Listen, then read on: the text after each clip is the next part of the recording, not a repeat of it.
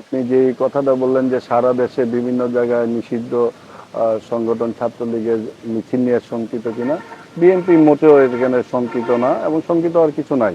আসলে নিষিদ্ধ সংগঠন যদি কোনো মিছিল বা কোনো রকমের সমাবেশ করার চেষ্টা করে, সেটা দেখার দায়িত্ব হলো আইন শৃঙ্খলা রক্ষাকারী বাহিনীর। এবং আমরা আমাদের জানা মতে আইন শৃঙ্খলা রক্ষাকারী বাহিনী যারা, তারা যথেষ্ট সচেষ্ট রয়েছে, তাই এই সমস্ত অপতৎপরতা রুখে দেওয়ার জন্য এটা ওনাদের দায়িত্ব, এটা ওনারা দেখবে। এবং আমরা রাজনৈতিক দল হিসেবে আমাদের যেটা অবস্থান, সেটা হলো যে এই স্বৈরাচারী ফ্যাসিবাদ পতনের পরে বাংলাদেশ জাতীয়তাবাদী দল বাংলাদেশের বিনির্মাণে, রাষ্ট্রীয় কাঠামো বিনির্মাণে যে 31 দফা আমাদের জনাব ভারপ্রাপ্ত চেয়ারম্যান জনাব তারেক রহমান দিয়েছেন, সেটাকে বাস্তবায়ন করার লক্ষ্যে জাতীয়তাবাদী দল কাজ করছে।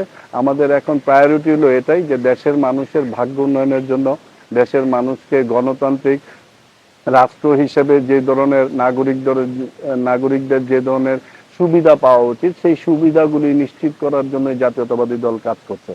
এখন নিষিদ্ধ সংগঠনের তৎপরতা বা অপতৎপরতা যেগুলি আছে, এগুলি আইন শৃঙ্খলা রক্ষাকারী বাহিনী দেখবে। এবং আমরা বিএনপি, আমাদের জাতীয়তাবাদী দল হিসেবে, আমাদের রাজনৈতিক সংগঠন হিসেবে আমরাও সচেষ্ট রয়েছি কোনো অবস্থাতেই যাতে বাংলাদেশের সাধারণ নাগরিকের জীবনযাত্রার ক্ষেত্রে কোনো ব্যাঘাত সৃষ্টি না হয়, সেক্ষেত্রে আমরা সচেষ্ট রয়েছে। আমাদের কর্মীরা সজাগ রয়েছেন যে কোনো অপতৎপরতা রুখে দেওয়ার জন্য।